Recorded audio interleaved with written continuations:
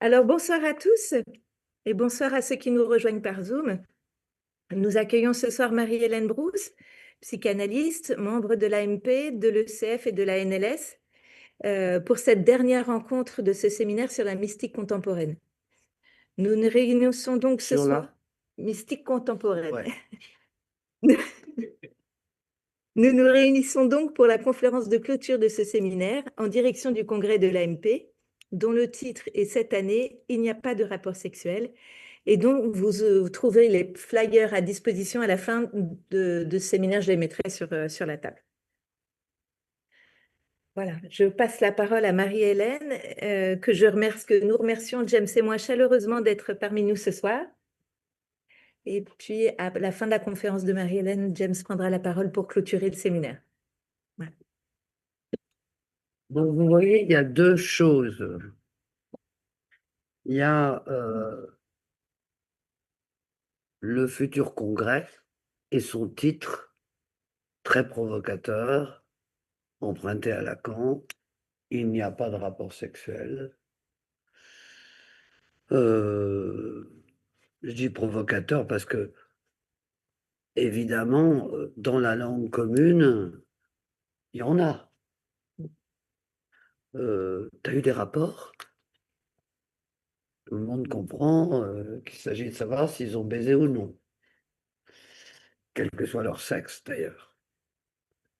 Donc, c'est un titre assez provocateur pour celui qui l'écoute. C'est pas sûr que c'était provocateur pour celui qui l'a énoncé, c'est-à-dire pour Lacan. Pour Lacan, c'était plus une conséquence de son cheminement logique dans son élaboration, je dirais, progressive de la notion de jouissance par opposition à l'envie et au désir. Donc, mais incontestablement, comment dire, en dehors du fait de suivre pas à pas l'enseignement, et en particulier du dernier Lacan, ça semble une absurdité. Il faut avoir ça en tête parce que si on veut transmettre quelque chose de la psychanalyse sur ce point précis, et presque tout tourne autour de ça, il faut quand même prévenir un petit peu les sujets à qui on parle, dire que, un, il y a une différence entre rapport et relation. Deux, que quand Lacan parle avec la formule « il n'y a pas de rapport sexuel », il pense en termes de mathématiques, c'est-à-dire de ce que c'est que la définition d'un rapport en mathématiques. Et enfin, dernier point,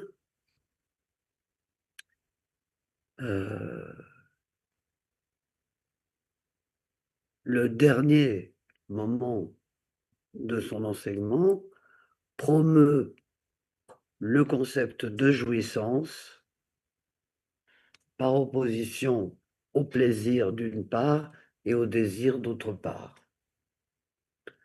Donc, c'est envisager, si je puis dire, la sexualité au-delà au-delà du désir et je sais pas comment dire, non réductible au fonctionnement des objets art. C'est-à-dire au-delà du désir et au-delà du fantasme.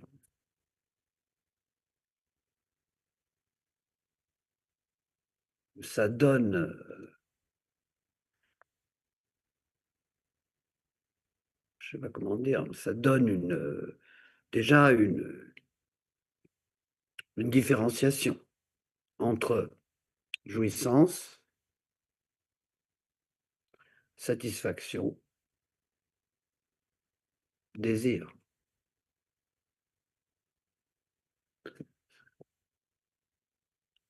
Alors, le séminaire décisif sur cette question, c'est le séminaire Encore.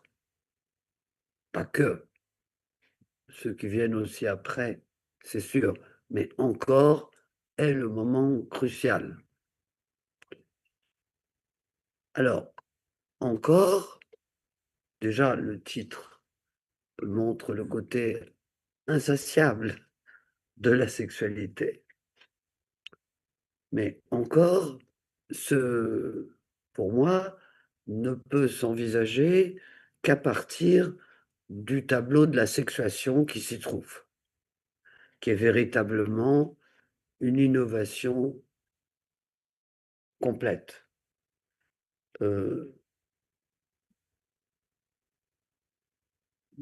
Dans le champ de la psychanalyse, certes, mais aussi, d'une manière générale, dans le champ de la théorisation, toute discipline confondue, de la sexualité. Donc un tableau, ça s'écrit. Un tableau, ça s'écrit, et il est écrit, ce tableau. Et il y a un contresens à éviter tout de suite. C'est d'envisager, comme c'est un tableau qui a deux côtés, deux parties, vous le représentez, n'est-ce pas? Je n'ai pas besoin de l'écrire. Donc, tableau, en haut, vous avez les fonctions, et puis après, vous avez un certain nombre de petites flèches qui précisent les choses. Bon.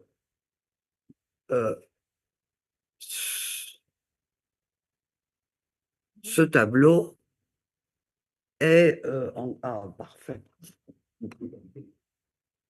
Ce tableau est le fondement de la possibilité de l'énonciation. Il n'y a pas de rapport sexuel. Alors, premier point. Du côté pour tout X, phi de X, on va mettre tout le monde, tous les par-lettres, les mâles et les femelles, les hommes et les femmes. C'est parce que en français, mais en anglais aussi, et à mon avis dans quelques autres langues, en italien aussi, en tout cas toutes les langues de racine latine, il y a un double sens à les hommes. Il y a les hommes en tant que les mâles, et puis il y a les hommes en tant que les êtres humains. C'est-à-dire, au niveau du réel, ce qui permet la reproduction. C'est-à-dire que c'est parce que les femmes sont des hommes, au sens les êtres humains, qu'il peut y avoir une reproduction. Sinon, il n'y en a pas. Bon, il y a bien le cheval qui se reproduit avec un âne, ça existe, ça s'appelle un mulet, mais ils sont stériles. Donc même dans le monde animal, il faut, en tout cas chez les mammifères, et nous sommes des mammifères, il faut différencier entre l'espèce, les hommes, et la masculinité et la féminité, c'est-à-dire la sexuation. D'où le fait que Lacan appelle ça tableau de la sexuation et non pas tableau de la sexualité, par exemple. Alors, donc, comment va apparaître le féminin dans ce contexte du séminaire Encore? D'abord, il va apparaître avec le terme supplémentaire et non pas complémentaire. Il n'y a aucune complémentarité entre un sujet parlant et un autre sujet parlant. Je dis ça, c'est un peu... Faut que vous mesuriez quand même le côté un peu révolutionnaire de la chose. Dire qu'il y a strictement aucune complémentarité, c'est aller contre la sociologie, par exemple, c'est aller aussi contre l'histoire, parfois, c'est poser quelque chose qui ne ressort véritablement que d'une approche psychanalytique de la sexualité. Donc, le patou, puisque ça va être le signifiant par lequel Lacan va qualifier le féminin, le patou ne s'envisage pas sans un pour-tout. Il est secondaire, si je puis dire, ou accroché. D'ailleurs, Lacan le dit dans le séminaire encore, c'est pas complémentaire, c'est supplémentaire. Et c'est marqué de la non-continuité, c'est-à-dire pas toujours, pas tout le temps, pas comme ci, pas comme ça. Vous voyez? Pas celui-là, pas celle-ci. C'est toujours lié au pas. Donc, à ce qu'il n'y a pas. C'est-à-dire, il n'y a pas de complément. Il y a parfois, et parfois est à prendre en termes de temporalité, parfois pas tout le temps, et il y a pour certains, mais pas pour tous, il n'y a aucune possibilité d'effectuer une totalisation entre les deux éléments. Ils sont parfaitement hétérogènes. Bon, ça, c'est, si je puis dire, l'importance du patou. Alors, du côté de pour tout, qu'est-ce qui vaut pour tout le monde? Pour tous les paramètres. Donc, qui est lié au langage, évidemment. Ce qui vaut pour tous les par-lettres, c'est S barré. Alors, S barré, c'est l'écriture du sujet divisé, et il n'y a du sujet que divisé. Un sujet, c'est pas un individu. Un sujet, c'est déjà quelque chose qui est construit parce qu'il parle. Donc, qui est construit suivant la logique de sa prise dans le langage. Le sujet barré ne peut être qu'un par-lettre. Il n'y a pas de sujet barré dans le monde animal. Il y a des individus. Le sujet barré, donc, il est en quelque sorte... Parler de sujet barré, c'est parler d'un être qui vit dans le langage. C'est la même chose de dire S barré et sujet parlant.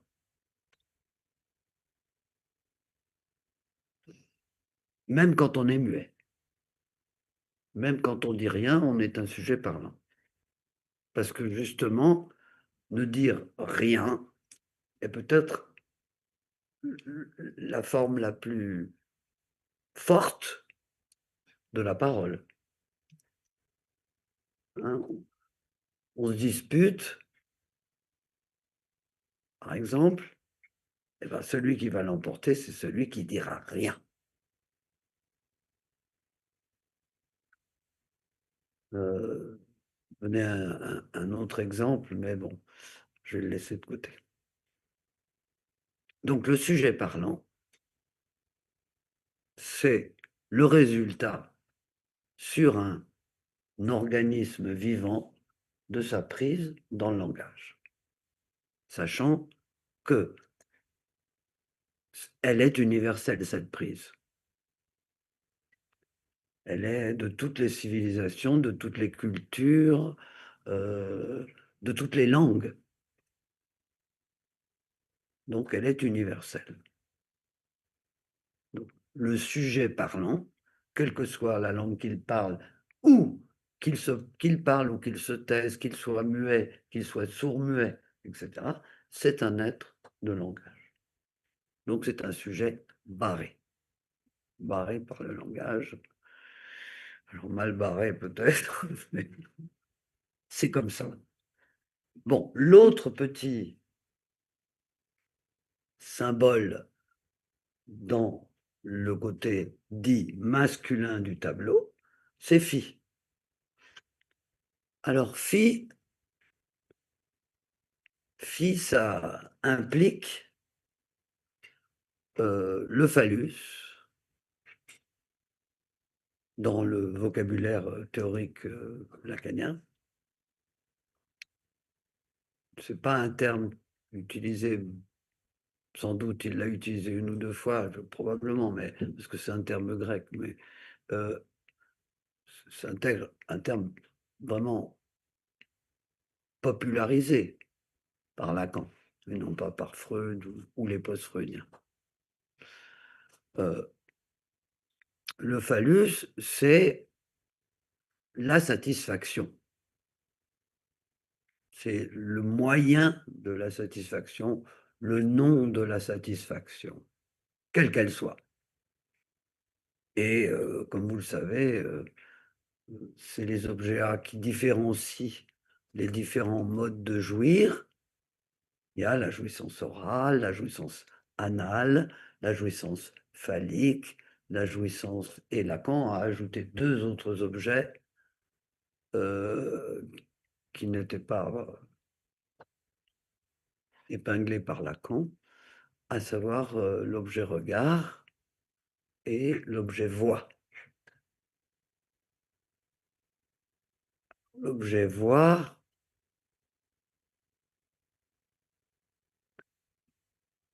c'est un objet fondamental. C'est pas, l'objet voix n'est pas lié à ce que j'entends. Oui, c'est lié à ce que j'entends, mais en tant qu'objet A, c'est un objet de satisfaction. C'est un objet qui provoque du plaisir, qui peut provoquer du plaisir, et naturellement, si ça peut provoquer du plaisir, ça peut provoquer du déplaisir. Quand ça devient terrible, il y avait Castellucci qui avait fait une mise en scène de ça.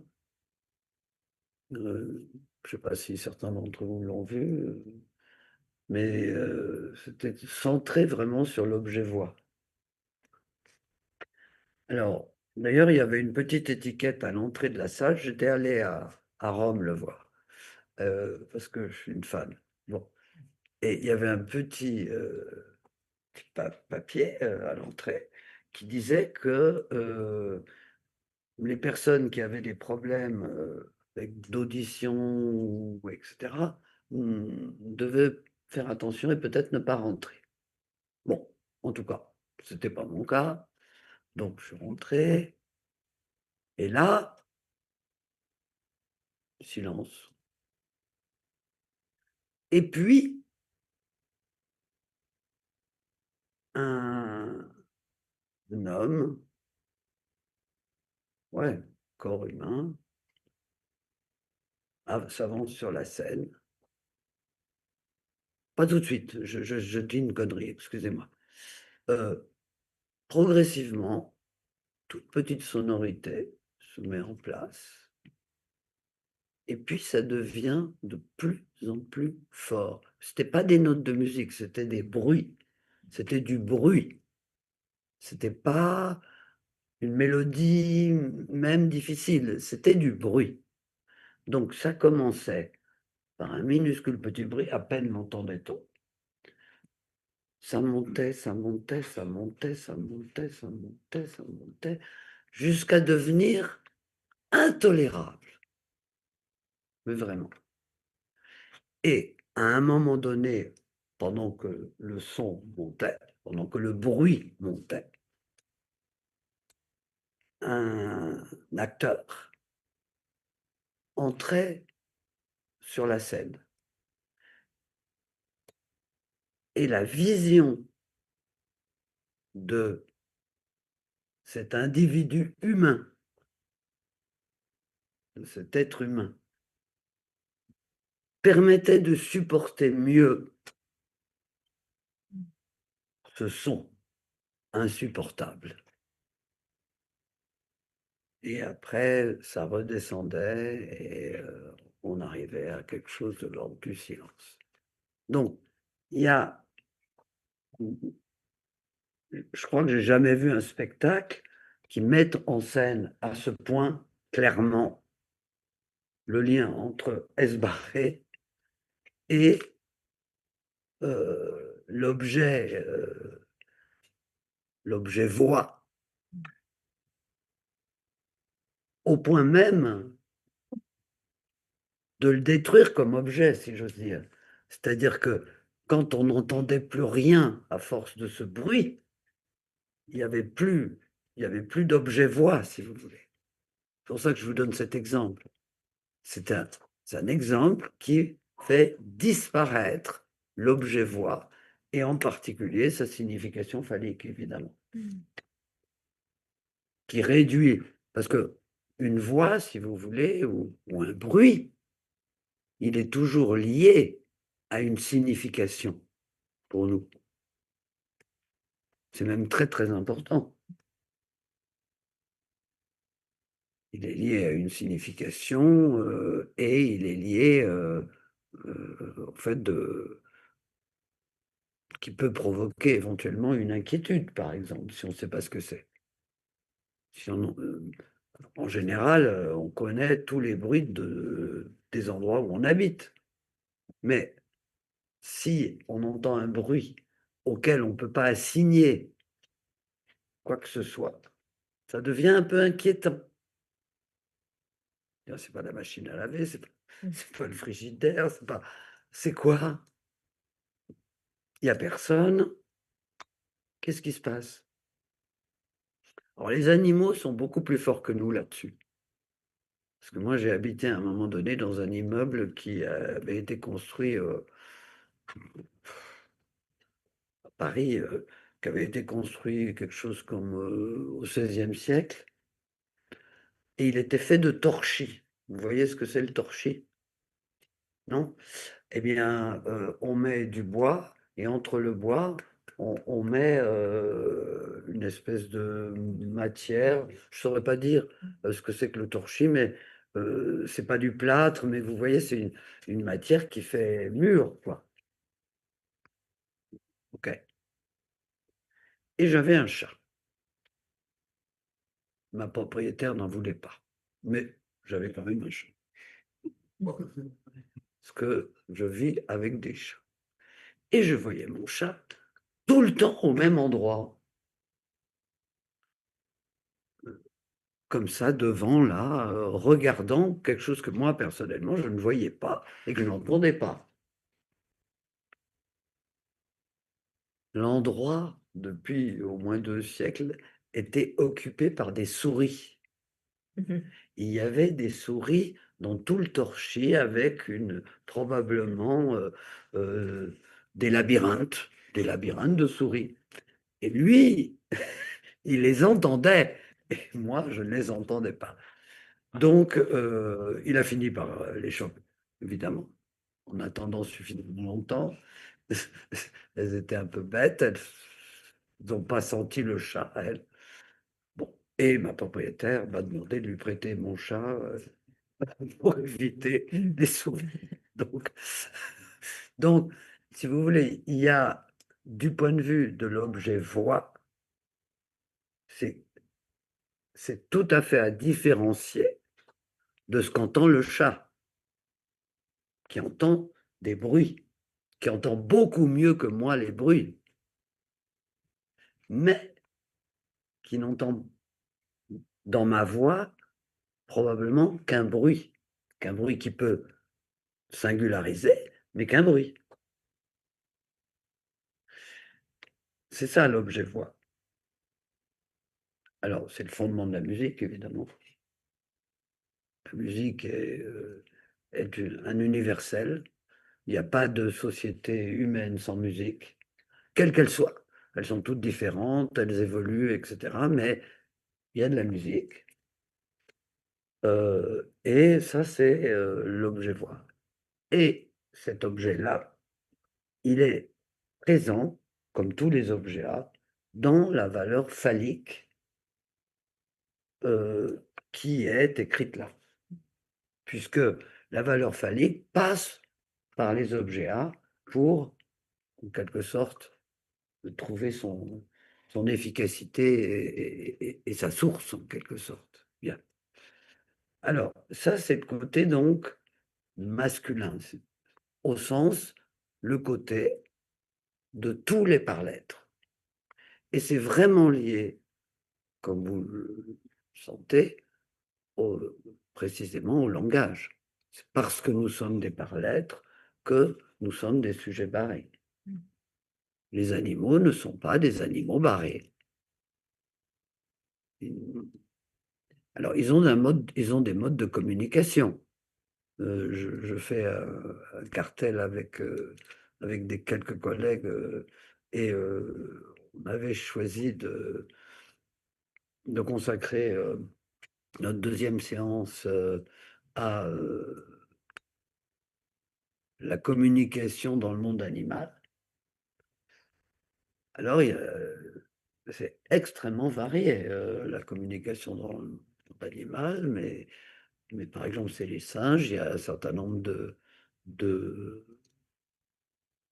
je dirais pas de mots, mais de sons qui sont compris par différents membres de l'espèce. Mais ça n'évolue pas. Vous voyez, ça n'évolue pas, c'est-à-dire que la façon dont, avec les sons, ils communiquaient reste la même au fil des siècles. Alors que les langues parlées, articulées, humaines, naturellement, elles modulent la voix d'une manière, différente suivant les langues, mais ça, à la rigueur, on pourrait dire que les chimpanzés ne doivent pas parler comme les Ouistiti, mais enfin, ils ne parlent pas, mais surtout, elles évoluent. Elles évoluent, historiquement parlant, elles se modifient, elles se transforment. Et elles naissent les unes des autres aussi. C'est-à-dire que il y a des racines latines, il y a des racines de tas de sortes, et d'une certaine façon, toutes les langues utilisent différemment la sonorité, le chinois étant, d'après ce qu'on m'a dit, une langue où il y a un grand nombre de sonorités pour chaque caractère, on va dire. Contrairement à nous, en français, où on a assez peu de différences. L'accent existe, mais il ne modifie pas radicalement le message. Bon. Donc ça, c'est le côté pour tout. Pour tous, la division subjective, pour tous, la signification phallique, et donc tous les êtres, tous les par-lettres sont de ce côté-là. On va dire qu'ils soient mâles ou femelles.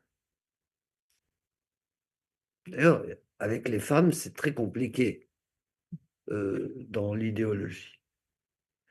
Parce que, en général, on leur demande de se taire, très souvent, historiquement, si j'ose dire. Et en général, elles sont pointées comme étant plus bavardes. En tout cas, à mon époque, les femmes, c'était bavard, elles parlaient, elles parlaient, elles parlaient. Donc, elles parlaient trop. C'est plus trop le cas grâce à la montée du féminisme. On n'oserait plus trop nous dire ça, mais ça n'empêche que ça reste quand même présent.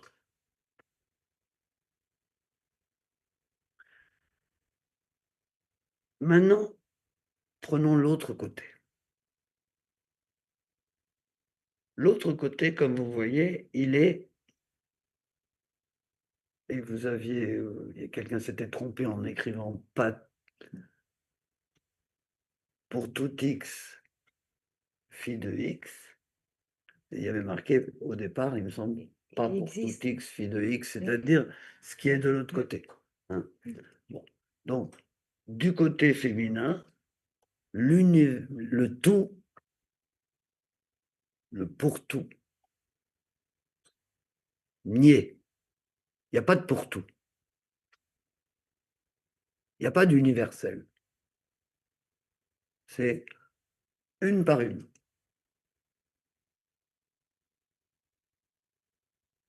Et la fonction phallique, elle-même, est niée. Elle peut ne pas être là. Ça, il faudra qu'on voit ce que ça donne. Bah, disons-le très vite, puisque le temps passe quand même. Disons-le très vite, ça donne que finalement, la fonction phallique, quand elle n'est pas là, ça donne non pas le désir et l'objet A, mais ça donne quelque chose comme la jouissance féminine dont le séminaire encore s'attache à délimiter la singularité.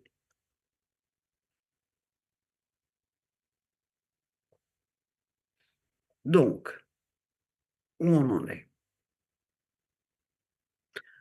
On en est à dire que il n'y a pas de rapport sexuel parce qu'il y a les jouissances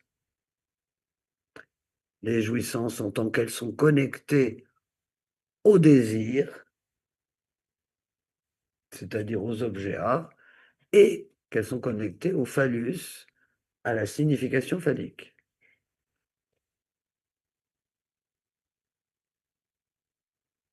Donc, il y a les jouissances. Et c'est essentiellement ça qui permet de poser qu'il n'y a pas de rapport sexuel. S'il n'y avait qu'une jouissance, celle qu'on a, ben, disons-le, quand on baise, par exemple, on peut supposer qu'on l'est d'ailleurs, donc si ça se passe bien, eh bien, on pourrait dire qu'il y a du rapport sexuel. Mais parce qu'il y a des jouissances, et il y a des jouissances parce qu'il y a le langage qui construit le désir, avec S barré, poinçon petit a, et qui construit les objets A en leur donnant une valeur phallique, alors on peut dire qu'il n'y a pas de rapport sexuel. Donc, si vous voulez, la première, je ne dirais pas explication, mais la première chose qu'on peut tirer du il n'y a pas de rapport sexuel, c'est il y a des jouissances. S'il y avait vraiment un rapport sexuel, il y aurait la jouissance du coït, point. Ce n'est pas le cas. Parce qu'il y a le fantasme, parce qu'il y a les objets A, et parce qu'il y a la signification phallique qui se balade. Parce qu'elle n'investit pas chez chacun d'entre nous de la même manière les objets. Il y a des objets qui ont pour nous plus de valeur que d'autres. Je ne sais pas moi, il y a des gens qui sont sensibles très fortement à l'odeur, pour qui, quand un partenaire ou une partenaire transpire, ce n'est pas une cause de désagrément, c'est une cause au contraire, du point de vue de l'odeur, positive. Donc il y a des différences des différences qui tiennent à la jouissance, laquelle tient, eh bien, aux objets A qui causent le désir, le désir étant un manque, évidemment, manque de ces objets, parce que les objets, leur caractéristique, c'est qu'ils sont inatteignables, c'est qu'il n'y a pas. Ce n'est pas un objet comme ça. Bien que n'importe quel objet puisse, c'est un peu compliqué ça, n'importe quel objet puisse devenir un fétiche. Je parle pas de ça parce que ça, c'est pas tellement un fétiche, c'est juste une extension du corps. On peut plus vivre sans ça. Ça fait partie de notre corps. Vraiment. Perdre son téléphone mobile, honnêtement, c'est une catastrophe, hein.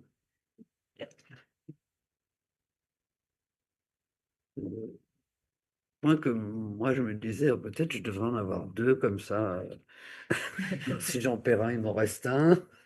Bon, je pense pas que ce soit la bonne solution. Donc, il y a les objets à la signification phallique et de l'autre côté, ben, on n'a plus ce type de repère-là. On a ce que je vous disais, c'est il n'y a pas de rapport sexuel tient au fait qu'il y a des jouissances, premier point. Et deuxièmement, que la deuxième raison pour laquelle il n'y a pas de rapport sexuel, c'est qu'on ne peut pas l'écrire. Alors ça, c'est un autre élément. On ne peut pas écrire un rapport indépendamment du désir. C'est-à-dire qu'on ne peut écrire de rapport que si le désir entre en jeu. Que ce soit un désir négatif ou positif, hein, que ce soit une horreur ou un rejet ou un plus. Mais si on n'a pas ça, eh ben, on ne peut pas écrire. Donc, il n'y a pas de rapport sexuel, peut-être qu'il faut continuer la formule en disant qu'il puisse s'écrire. Chez un sujet humain, chez un par-l'être, il n'y a pas de rapport sexuel qui puisse s'écrire.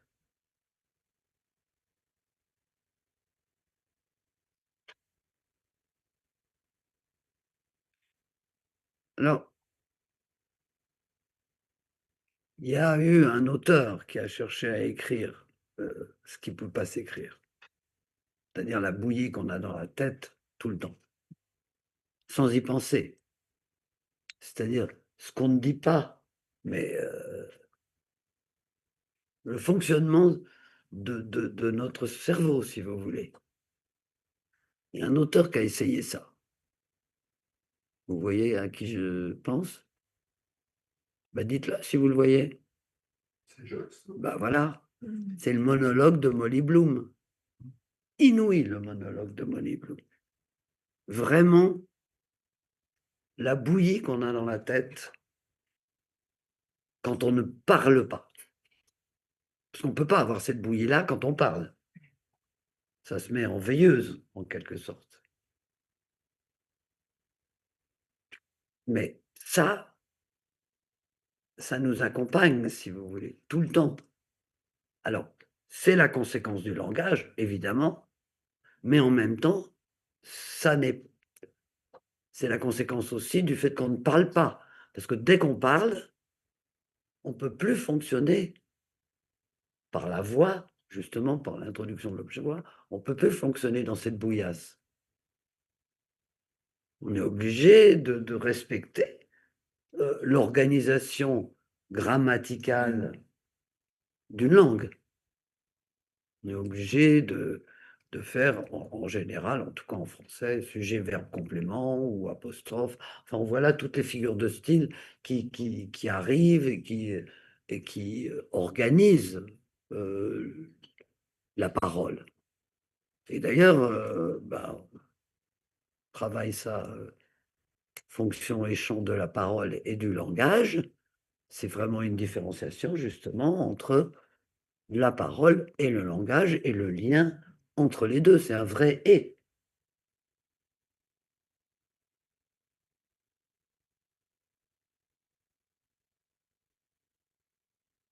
Alors maintenant,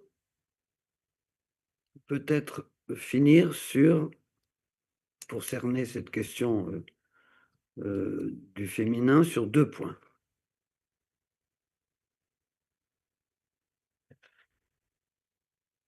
Ou 3 points. Mhm.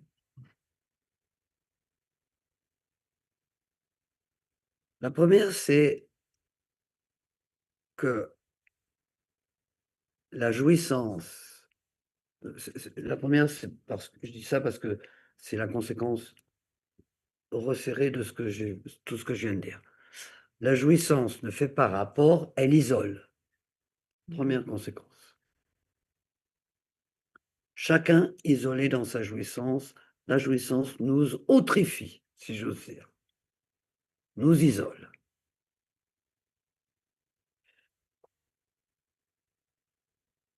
Deuxième point.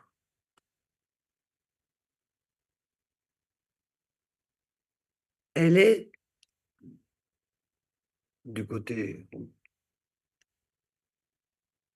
non phallique, du côté du patou, la jouissance, elle est aléatoire. Ça veut dire pas tout le temps. Après, on peut cerner quelles sont les conditions facilitatrices du surgissement du patou. C'est ce que déploie Lacan dans le séminaire encore. Et dernier point,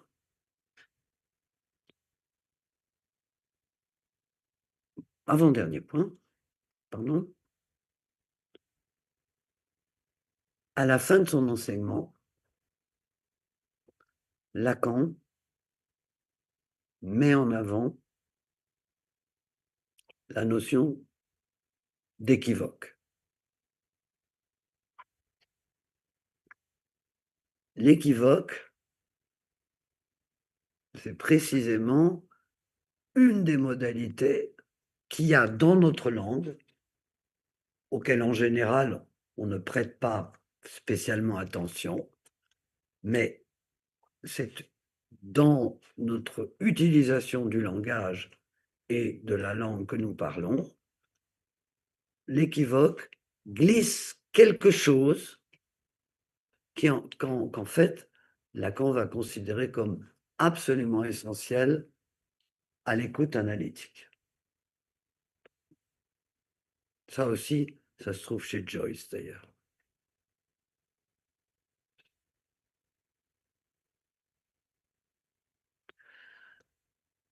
Quant au dernier point,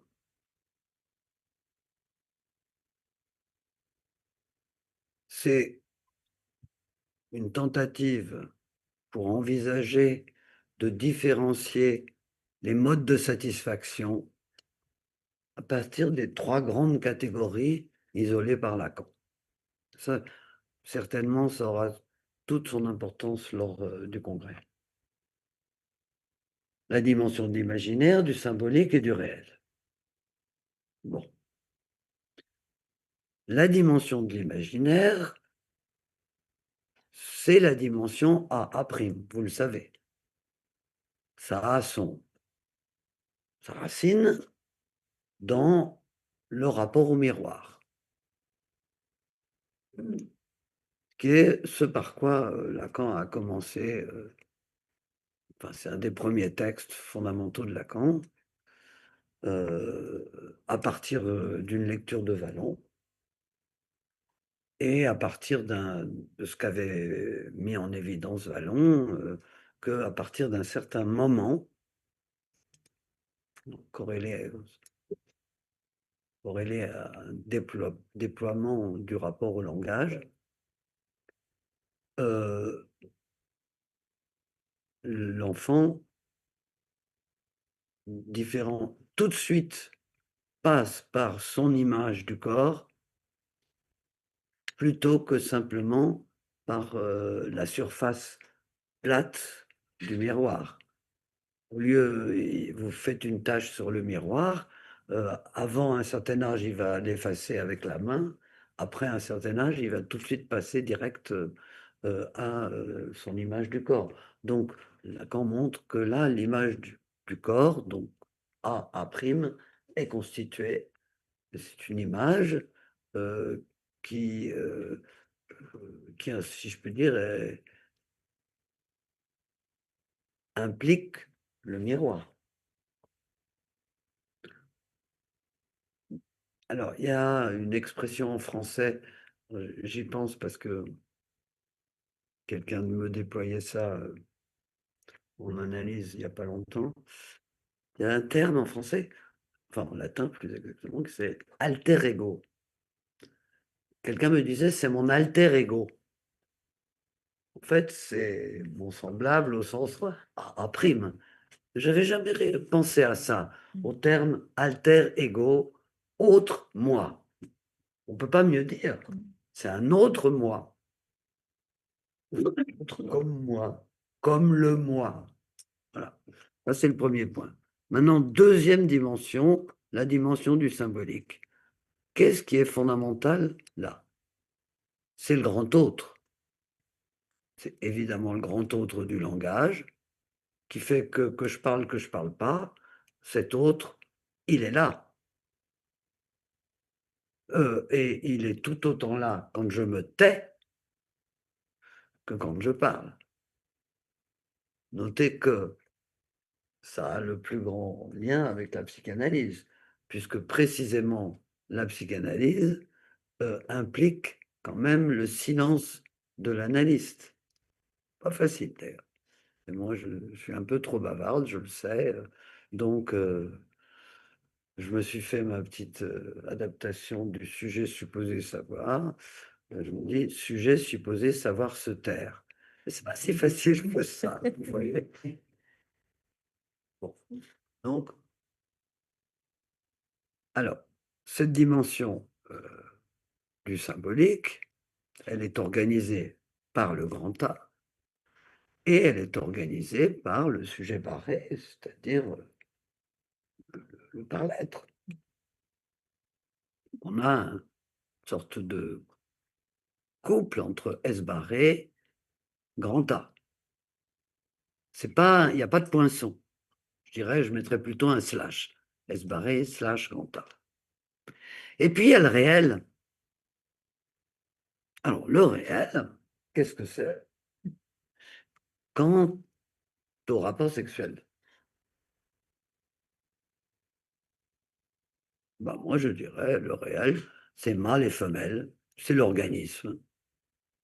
Le réel, c'est, bah, si je suis une femelle, je suis pas un mâle. Voilà. Un vagin, c'est pas un pénis. Je trouve comme ça. C'est comme ça. Ça, c'est de l'ordre du réel. Mais on ne fonctionne pas.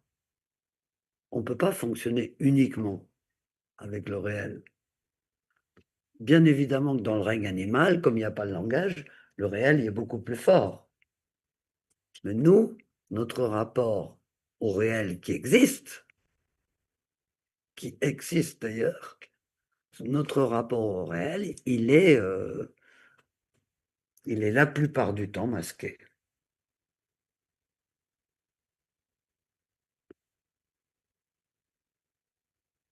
Alors, c'est un peu réac, mais enfin, si. Je dirais que toutes toutes les idéologies actuelles du genre sont des manières, si je puis dire, de folklore le réel. Sachant que le réel, c'est précisément, Lacan dit, c'est ce contre quoi on se cogne. Ben là, c'est pareil. Voilà, je me cogne au fait que je suis au niveau du réel une femelle, et c'est pas grave, il y a le genre, donc l'imaginaire et le symbolique, qui me permettent de dire que pas du tout, je suis un homme. Et Mais dans une analyse, quand est-ce qu'on a affaire au réel? C'est ça le point, peut-être le plus intéressant. Ben, on a affaire au réel une fois qu'on a, on va dire, réduire considérablement, la dimension de l'imaginaire, qu'on a dégagé petit A de grand A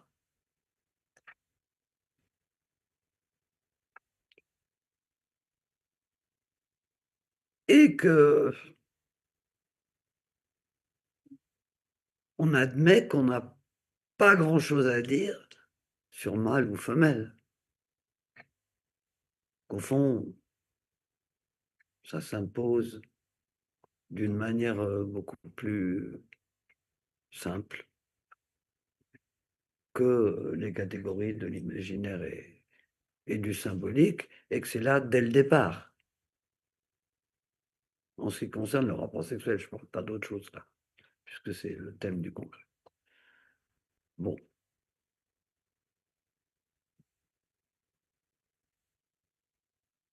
je crois que le dernier point que je peux ajouter,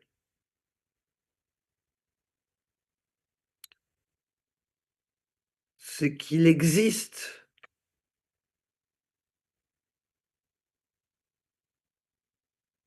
je ne sais pas comment appeler ça,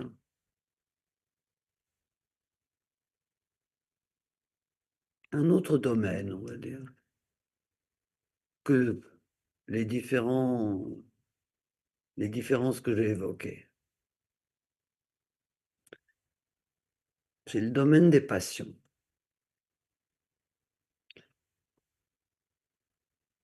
On pourrait dire, il n'y a pas de rapport sexuel, mais il y a l'amour. Il y a la haine. Enfin, il y a un certain nombre de passions humaines fondamentales. Je fais un groupe de travail, cartel un peu élargi, avec des collègues, sur la vengeance. La vengeance, c'est vraiment c'est un universel, la vengeance. Très curieux. Eh ben, la vengeance, qu'est-ce que c'est si ce n'est justement une passion?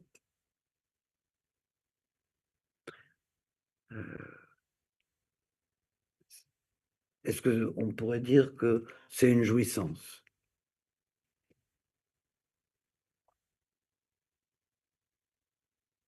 Sans doute. On peut aussi parler de désir de vengeance. On peut aussi parler d'une obligation de vengeance. On peut parler d'une symbolisation de la vengeance. Par exemple, un procès. Procès, porter plainte devant le grand autre, c'est quand même, ça implique de vouloir se venger, obtenir quelque chose à partir de ce qui vous a été arraché, pris ou ce que vous voulez. Donc, la vengeance, elle a aussi, elle tombe aussi sous la différence imaginaire, symbolique, réelle. Et elle peut éventuellement aussi être au centre d'un désir, comme dans Monte Cristo, comme dans Kill Bill. C'est étonnant le nombre d'œuvres qui sont consacrées, là je m'éloigne un petit peu de mon sujet, qui sont consacrées à la vengeance. C'est époustouflant.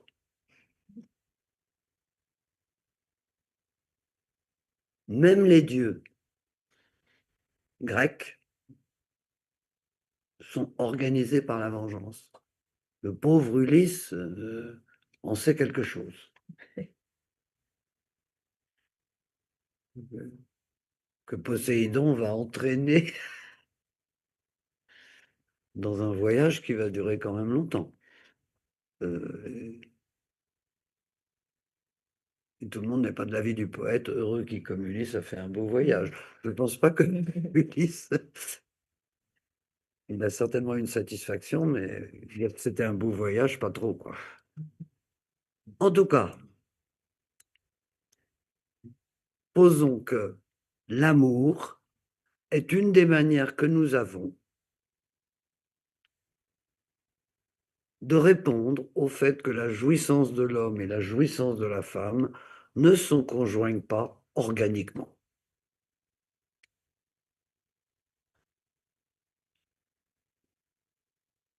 L'amour vient à la place ouverte par la formule « il n'y a pas de rapport sexuel ».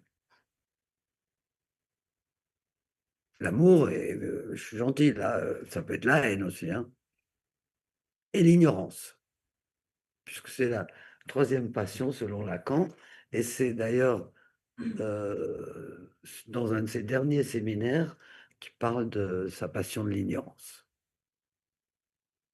Parce que c'est une manière de parler du savoir, de parler de l'ignorance.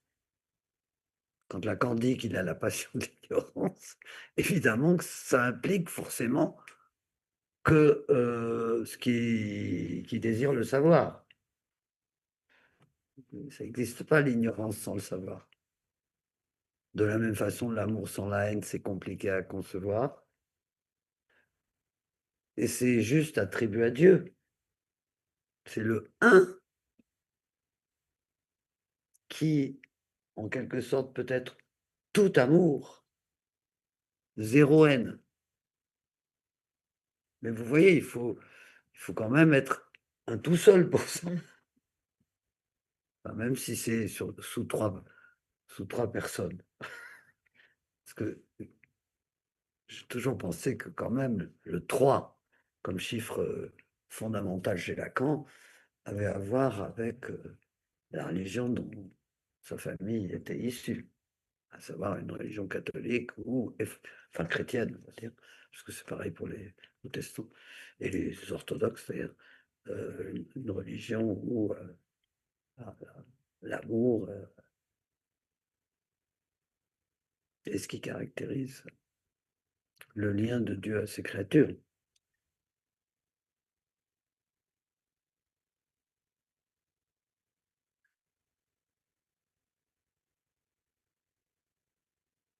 Donc, il n'y a pas de rapport sexuel. L'homme et la femme, la jouissance de l'homme et la jouissance de la femme ne se conjoignent pas organiquement. Eh bien, d'accord, mais on peut, un, s'en tenir aux organes avec une masturbation réciproque. J'entends beaucoup ça sur le divan, finalement. Un partenaire fait plaisir à sa partenaire qui, après, lui rend le même service. Et ça semble satisfaisant. Et par ailleurs,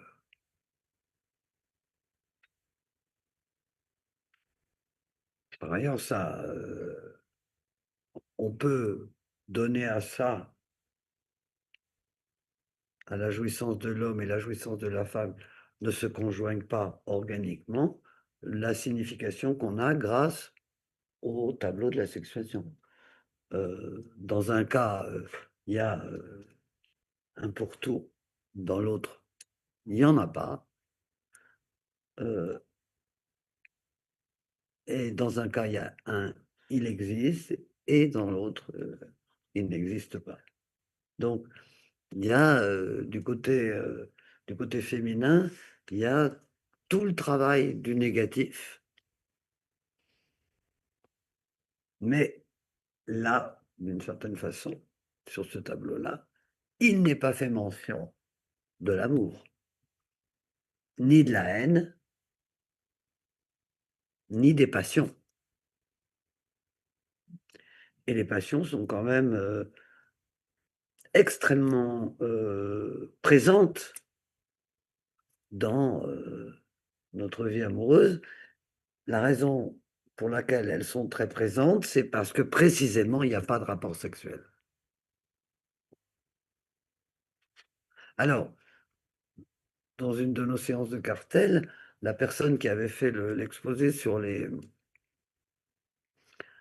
animaux montrait que l'attention, enfin, qu'on pouvait parler d'un attachement très grand entre, chez les mammifères en tout cas, essentiellement chez les mammifères d'ailleurs, euh, entre les mères et leurs petits. C'est-à-dire que il y a une espèce de, si je puis dire, de naturalité chez les mammifères entre la relation d'une mère et de son bébé, qui passe par l'allaitement. Même si aujourd'hui, c'est plus le cas dans la grande partie des cas, il y a un organe réel dans le corps des femmes qui est un organe lié à la reproduction et particulièrement à la maternité. Que cet organe ait été érotisé dans le rapport sexuel entre les hommes et les femmes, tout à fait. Ça ne montre que l'importance des mères dans la vie amoureuse, mais des hommes, mais incontestablement, ça, ça vient en quelque sorte prendre toute sa place du fait qu'il n'y a pas de rapport sexuel.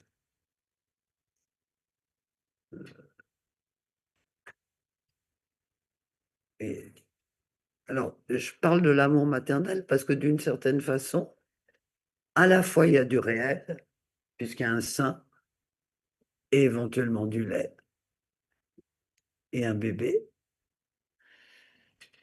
ce qui est très rare finalement, cette conjonction entre ce qui serait le biologique et le lien. Sauf que précisément, ce qui caractérise l'espèce humaine, bah, c'est que l'amour maternel, c'est un idéal. C'est-à-dire qu'il y a plein de mères qui ont zéro amour maternel. Et je parle même pas du fait de vouloir ou de ne pas vouloir allaiter, hein. Je parle de accepter d'avoir des enfants, s'en occuper, s'en réjouir et les accompagner d'un désir. Parce que c'est ça aussi. C'est pas seulement les aimer, c'est aussi les accompagner d'un désir dont ils sont l'objet, mais d'un désir aussi dont ils ne sont pas l'objet.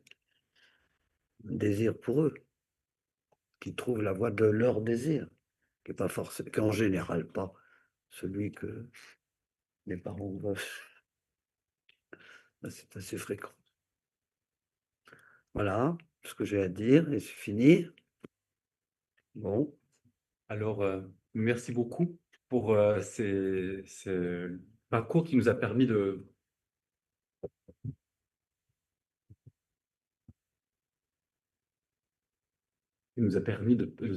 saisir cette question du non-rapport sexuel, qui est donc le thème prochain congrès de l'AMP. C'est une provoque, hein, quand même. Quand même, Il me semble. Quand on dit il n'y a pas de rapport sexuel et qu'on ne fait pas de psychanalyse, tout le monde nous prend pour des oiseaux. Reste peut-être la question de la mystique, qui était donc le thème de notre travail ces derniers mois avec ce séminaire. Quelle est donc la place de la mystique par rapport à cette question de jouissance féminine telle qu'elle est élaborée Ah, c'est une très jolie question, d'autant que la dame qui est à côté de moi va pouvoir y répondre autant que moi, ce qui me permettra de me reposer. Mais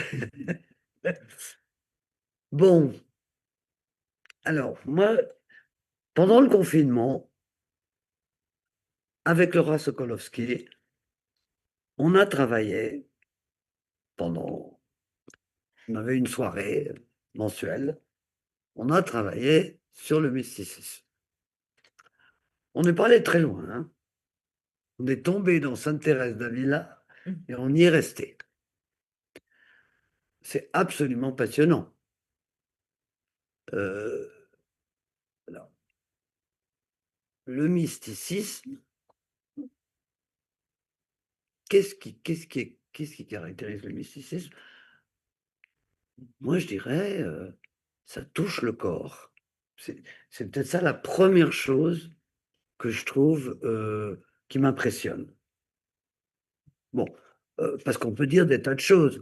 On peut dire que on peut prendre ça au niveau politique, on peut prendre ça au niveau de l'actualité, voir ce que ça donne le mysticisme au moment de l'extension des savoirs scientifiques.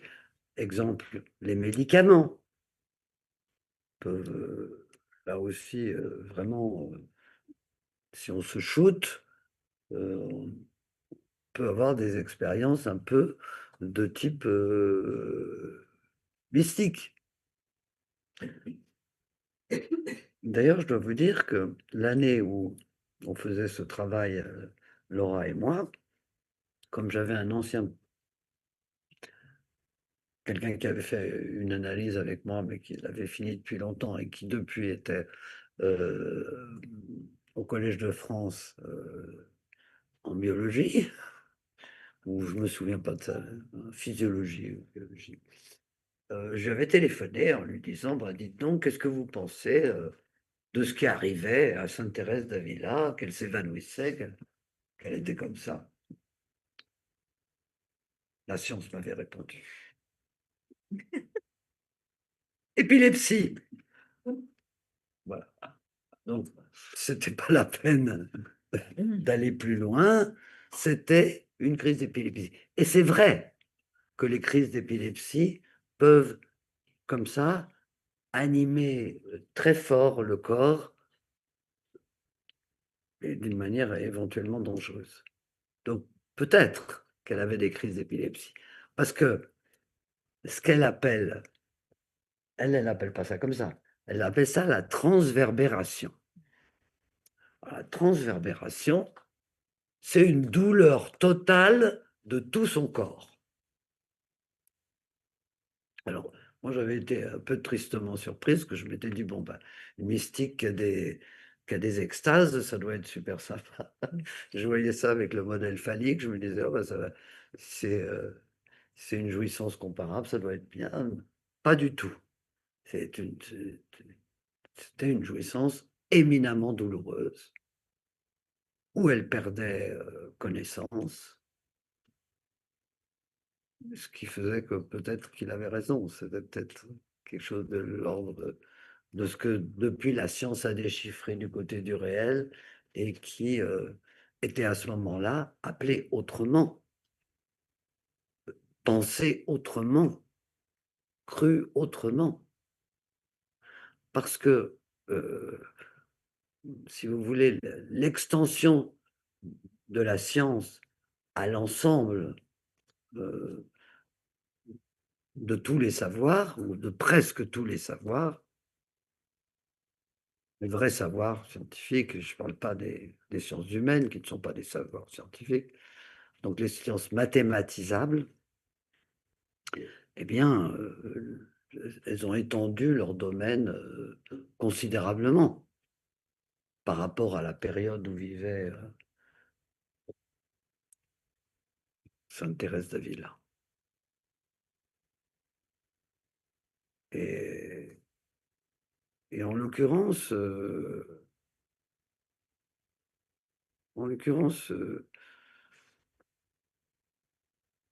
comment dire,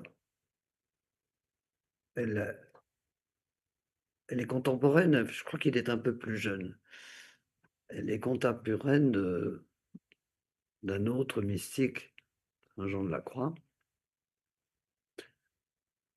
qui a écrit de la vie générale les plus beaux poèmes de langue espagnole. Mais Saint Jean de la Croix, il avait lui aussi le même type l'extase. Donc, c'est pas lié, absolument pas lié à la différence sexuelle. C'est d'un autre ordre. Et je pensais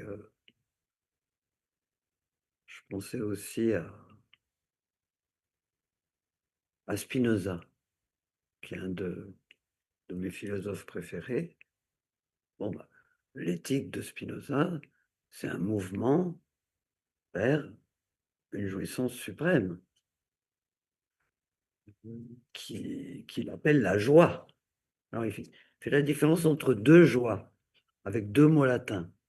Laetitia, qui est un affect, si je puis dire, on dirait ça aujourd'hui, un affect, et gaudium, qui est quelque chose de l'ordre d'une extase totale, c'est-à-dire de la perte, je ne sais pas comment dire,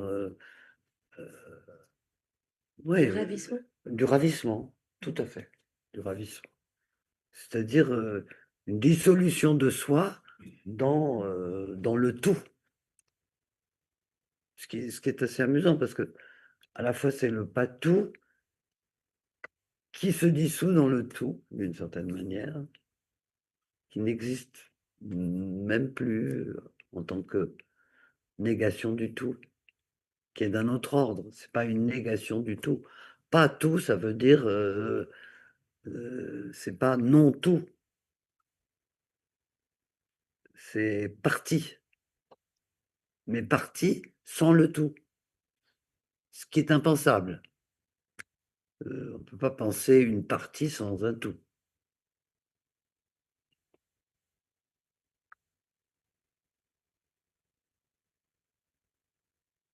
Alors, sur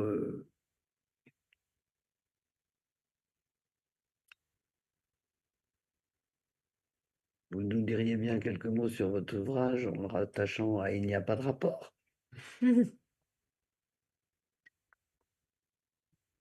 Mais disons que le diable a cette double fonction, d'après moi, c'est à la fois de réaliser le rapport sexuel, de donner l'illusion que le rapport sexuel pourrait exister, et à la fois, il est garant du rapport sexuel qui n'existe pas. C'est les deux, parce que le diable fait toujours hiatus. C'est toujours celui qui s'interpose entre, par exemple, l'amour fou entre Dieu et l'homme. Le diable s'interpose. Le diable s'interpose dans beaucoup de théologie et puis aussi beaucoup de traditions vernaculaires comme ça, entre l'amour d'un homme et d'une femme. Vous avez, par exemple, dans le dibouk, dans la tradition juive, c'est celui qui vient, qui intervient quand l'amour est contrarié, quand l'amour ne doit pas advenir. Donc, en fait, le diable, il est à cette double position. Il est à la fois celui qui permet et celui qui ne permet pas.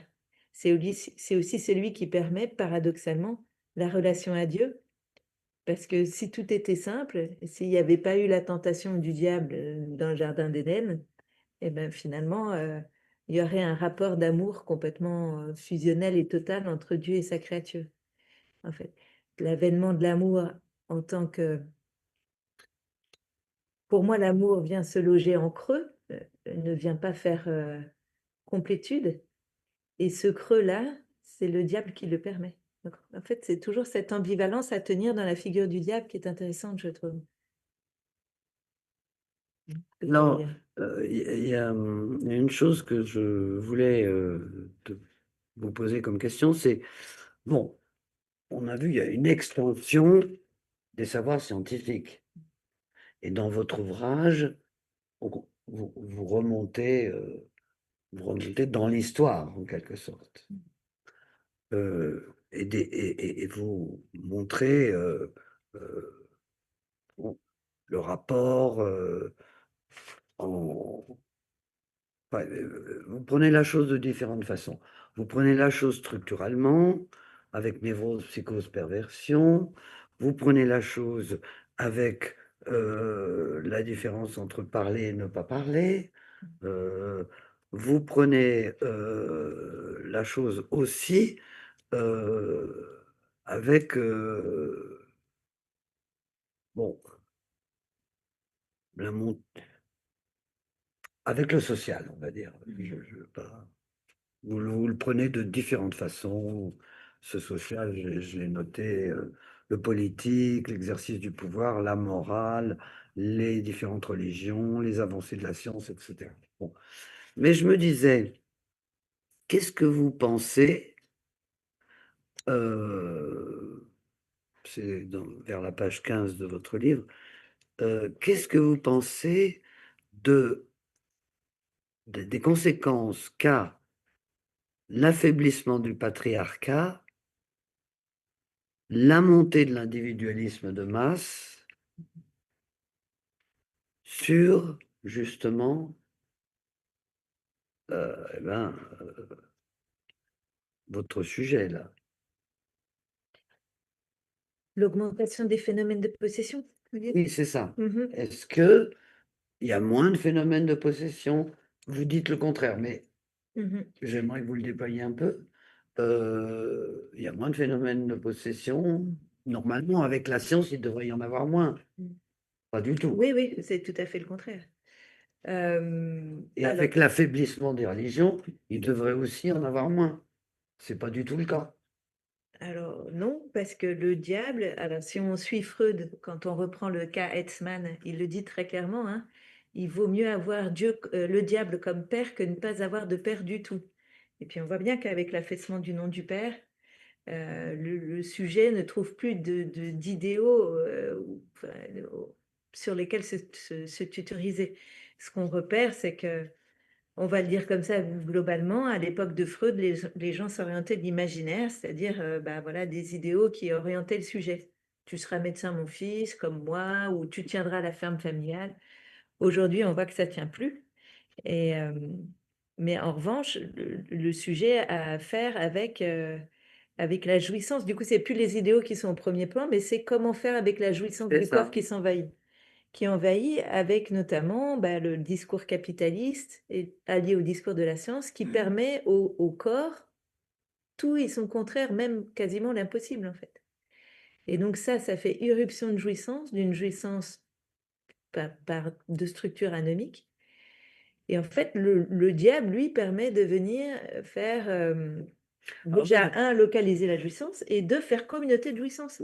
Alors, moi, j'avais quand même l'impression, si vous voulez, que ça faisait couple.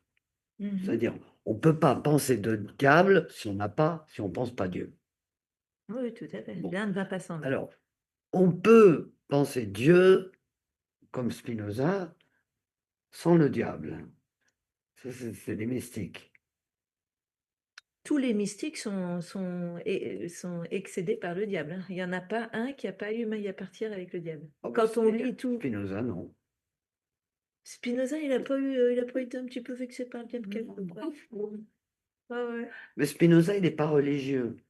Oui, et puis Il n'est pas dans c'est la jouissance mystique dans le même sens. C'est quelque chose dont il parle de point de vue philosophique, mais je ne sais pas s'il y a un exemple de sa vie concrète où il dit j'étais débordé par le Gaudium, et je me trompe. Non, non, c'est pas ça que je pensais, mais ce- Spinoza, il a une conception de la religion. D'ailleurs, je, je discutais avec des collègues juifs et israéliens qui spécialistes, l'un d'entre eux, un grand spécialiste de Spinoza, puisque c'est lui qui a fait l'édition de la Pléiade. Ben, j'étais pas trop d'accord avec lui parce que il avait une manière d'envisager très religieusement Spinoza, ce qui, à mon avis, n'est pas évident, mais vraiment pas. Euh, Parce que justement, il a une certaine conception des religions dans le traité théologico-politique et considère que toutes les religions sont faites pour gérer les populations, je veux le dire comme ça. Voilà. C'est ce dont une population a besoin pour qu'on puisse la gérer. Alors après, ça peut être n'importe quelle religion, hein, mais besoin de ça. Au fond, c'est toute une thèse sur le sacré qui consiste à considérer que le sacré dans les religions n'est pas le sacré, lui, de son expérience mystique, on va dire. Alors, je me demandais finalement si comment envisager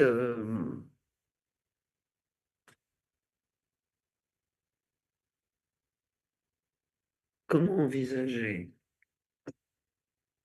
avec l'affaiblissement du patriarcat et la montée du multiple, comment envisager l'existence du diable? Parce que moi, je ne peux pas penser le diable si je n'ai pas Dieu. Je considère que c'est S1, S2.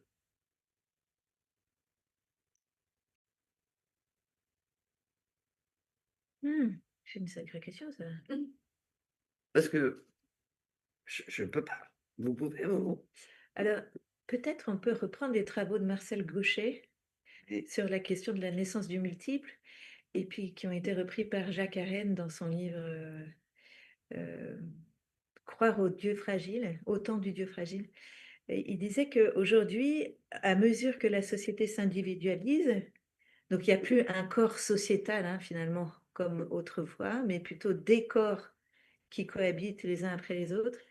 En fait, ce que repère Marcel Gauchet avec le désenchantement du monde, c'est que la foi n'est plus orientée par la lettre, mais plutôt par l'esprit, en tant que la croyance et la foi s'intériorisent et se privatisent finalement. Ça, c'est vrai parce qu'on on voit apparaître une montée des religions aujourd'hui.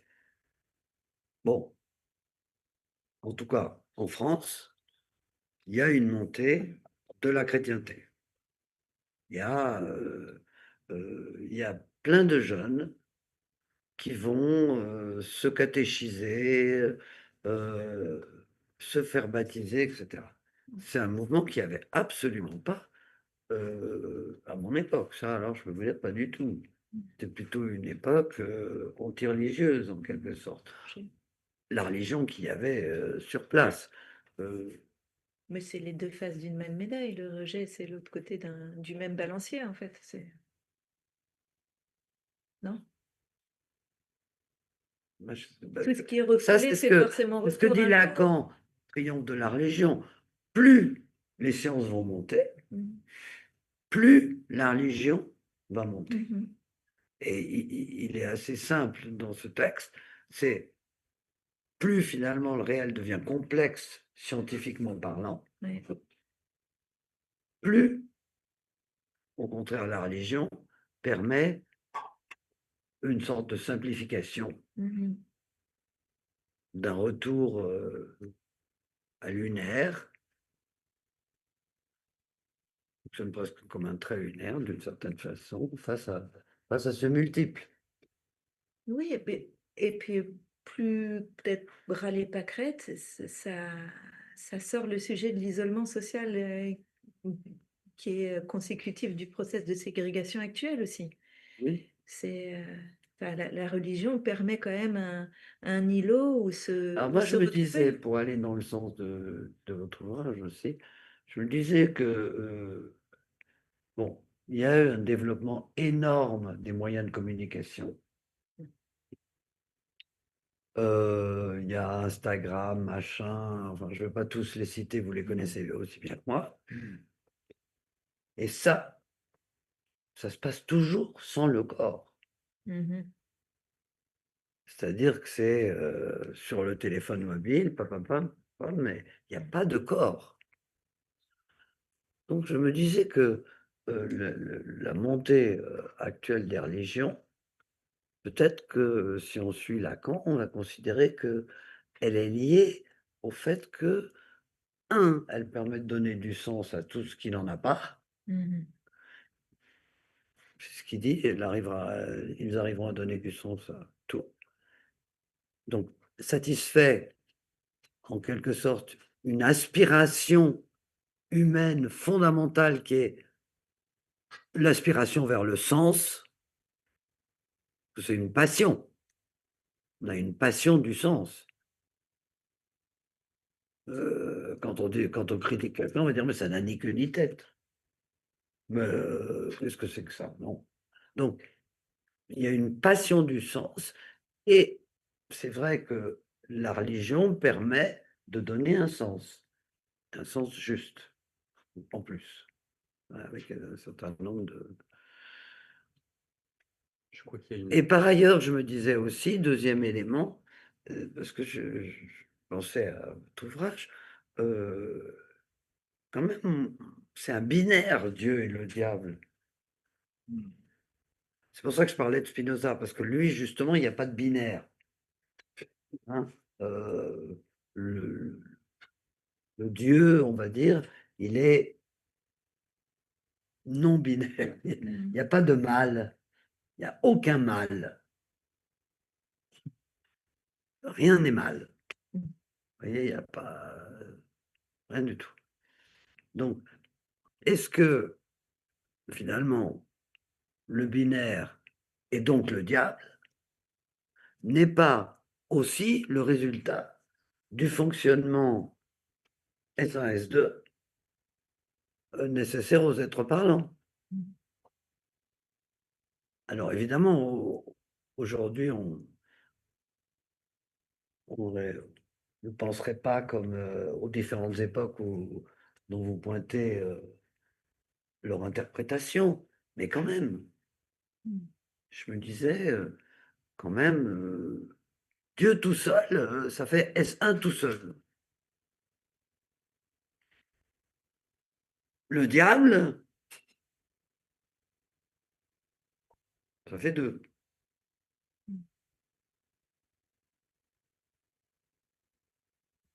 Dominique, tu voulais ajouter? Oui, bien sûr.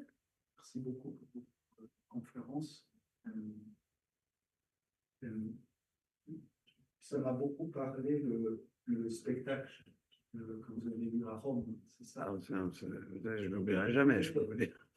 Il vient avec une analyse. Parce que vous avez dit à un moment de façon assez drôle, le sujet supposé se taire. Oui. Mais je me disais, en effet, l'analyste ne parle pas trop. Mais Ah je bah pensais non. qu'il y avait aussi l'autre dimension dans une analyse, c'est-à-dire que de temps en temps, par exemple, il peut faire des bruits, l'analyste. Oui, oui, Il peut allumer sa clope, il peut soupirer, il y a une présence. Il est là avec son corps, même s'il ne parle pas. Et je me demandais de façon un peu caricaturale, ça m'a marqué cette phrase du spectacle, vous avez dit, le bruit qui augmente de plus en plus, ça devient de plus en plus insupportable. Et à un moment, il y a une figure humaine, un être humain, qui est là, vous l'avez dit, ça rend ça plus supportable. Dans une analyse un peu poussée, est-ce qu'il y a finalement cette figure humaine, notamment du côté de l'analyste, donc justement, on dit des fois que l'analyste est un peu inhumain, il y a ce côté un peu inhumain de l'analyste. Est-ce que justement, l'analysant peut être confronté à ce bruit, mais où il n'y a plus personne, il n'y a plus d'autres figures humaines avec qui on peut supporter mieux ce bruit auquel il est confronté? Bon, oui. On pourrait reprendre tout à partir de ça. Parler du il n'y a pas de rapport sexuel à partir simplement du dispositif analytique. On pourrait se prendre. Oui. Il y a un traitement du langage. Et on a vu que il n'y a pas de rapport sexuel, ça vaut pour les par-lettres. Donc, on se centre dans une analyse sur le langage. Deuxième élément, inventé pour sa commodité, dit-il, Freud qui se met hors la vue. Donc, il disparaît aussi du champ visuel. quand on est allongé sur un divan et que l'analyste est derrière ou sur le côté, on ne le voit pas. Donc on parle à lui, mais ou à elle, mais pas vraiment. Finalement, on se parle. On se raconte sa propre histoire.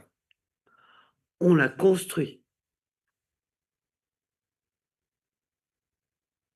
J'ai reçu récemment quelque chose d'assez étonnant, comme ça. Une jeune femme qui vient de Dubaï et qui est russe. Bon. Et elle évoquait ça. Elle évoquait la nécessité de parler à un autre.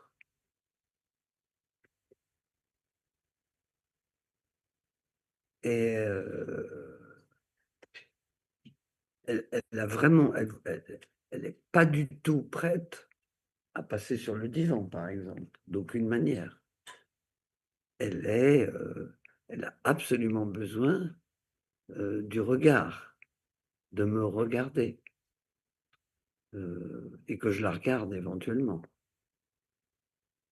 C'est pour ça qu'il y a tout un temps, qu'on passe pas quelqu'un au divan comme ça, qu'il y a tout un temps où justement il faut que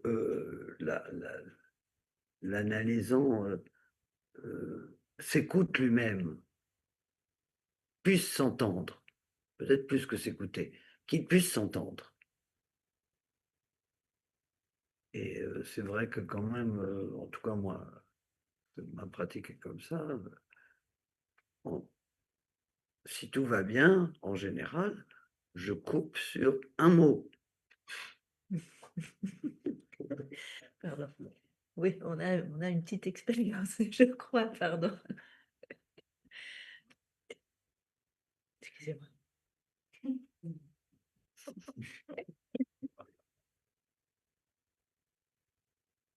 Mais ça marche pas toujours. Enfin, c'est pas toujours, c'est pas toujours efficace. Mais et alors je sais pas. Je me disais ça. C'est une discipline un peu. C'est en ça que ça pourrait se ressembler un peu à une science. C'est que c'est quand même une discipline assez inhumaine. Il faut quand même que l'analyste laisse tomber un grand nombre de choses qui lui tiennent à cœur en tant que par lettre, en tant que, je sais pas moi, père, grand-père, prof, tout ce que vous voulez, pour pouvoir fonctionner comme analyste. Et moi, je trouve que c'est ça qui est difficile aussi. Et d'ailleurs, je me posais la question. Je pense que quand même, ça a un peu des conséquences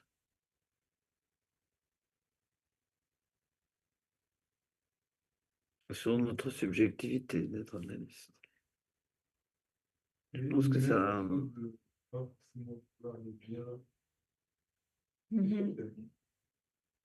D'abord, il y a ça.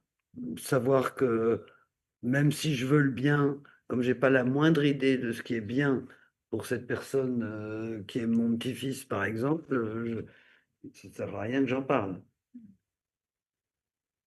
Il y a ça.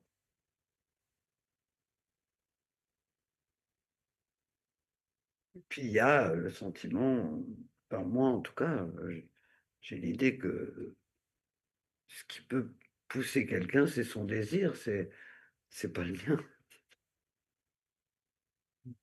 C'est pas le mien.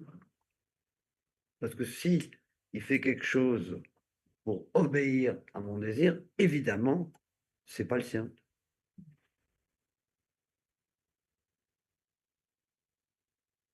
Ça peut lui être utile éventuellement, hein, mais à certains moments de sa vie où il sait pas trop où aller, donc bon, il doit faire ça. Mais c'est pas suffisant. Mais c'est-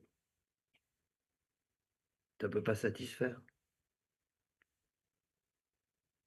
Et nous allons aussi rester insatisfaits parce que c'est l'heure gentiment de conclure. Je vais faire le plus bref possible pour juste dire que nous avons fait un grand parcours finalement dans ce séminaire avec les dernières séances. Nous sommes passés du XIIIe siècle au XXIe siècle. Nous avons vu le contexte chrétien, musulman, les contextes au bord de l'athéisme. Nous avons vu les hommes et les femmes et des récits de vie des crimes sexuels et la durée psychanalytique. Voilà, dans le sens figuratif, bien évidemment. Voyez, Donc, il faut trouver quelques mots pour conclure. Et je vais donc m'inspirer des textes médiévaux qui m'ont inspiré aussi à venir dans ce séminaire en disant simplement que je pense finalement que le concept de mystique est équivoque. C'est-à-dire que nous avons vu, Lacan articule la question de la mystique avec la question de la jouissance féminine. C'était aussi un peu l'idée derrière ce séminaire. Mais finalement, je crois que nous avons vu qu'il y a la jouissance féminine qui n'est pas de la mystique. Et finalement, j'ai aussi écouté la semaine passée un entretien sur Lacan Web TV avec Catherine Mello, qui avait aussi inspiré ce travail de Lacan, dans laquelle elle dit que finalement pour elle, les écrivains mystiques pour lesquels elle s'intéressait, il n'y avait pas cette question de la jouissance féminine. Et donc nous avons deux choses qui peuvent converger, mais pas nécessairement. Donc une certaine équivoque en termes de ce qui nous amène à parcourir ce chemin en termes psychanalytiques. Mais de l'autre côté, je crois le point commun entre tous les différents cas et les différents textes que nous avons vus, c'est que ça s'articulait toujours à une certaine question du lien social. Il y avait toujours un discours qui soutenait la mystique, ou comme disait cette belle citation que toi, Marie, tu as amenée la dernière fois, un mystique n'est jamais seul. Je ne sais plus de qui c'est. Oui, c'est Jacques Maître. Voilà. Et Le mystique ne l'est jamais seul. C'est dans les stigmates de l'hystérique et la peau de son évêque. Je crois, si je confonds pas, c'est quelque chose comme ça. voilà. non, c'est vrai, il est jamais seul, mais il peut se dissoudre. Il peut être dissous. En tout cas, il faut l'autre pour attester de la mystique. C'est ça. Sinon, c'est... Voilà. Merci, Alors, Jen. Si vous voulez, Merci on a vraiment du mal,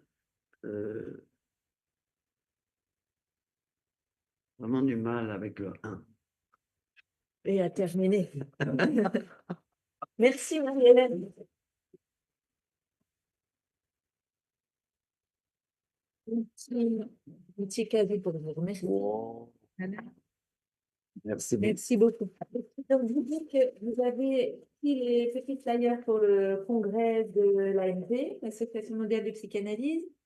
Vous dire aussi que les attestations sont disponibles auprès de James. Pour ceux qui sont par Zoom, si vous voulez les demander à James, pas de souci, on vous les enverra. Et puis, vous dire aussi que Génial. mardi, j'ai donné une conférence au CHUV dans le cadre du SUPA, ou du CEPUS, et il reste quelques exemplaires du bouquin. Sinon, je vais rendre la caisse chez Payot demain. Donc, si ça vous intéresse, il y en a quelques-uns qui sont disponibles là. Mais voilà, c'est pas une obligation. Voilà, la conférence est enregistrée sur CHUV. Merci. Servez-vous. Hein, voilà. Merci à tous d'être venus. Et merci. Je me demande, la personne qui a fait l'affiche là, pourquoi c'est un ours? Parce que c'est solitaire, un ours. Ça vit tout seul, un ours. C'est en voie de disparition, c'est un ours. Un ours blanc, oui, c'est en voie de disparition. Et moi qui collectionne les ours, je te déçue que la tête de l'ours. Mais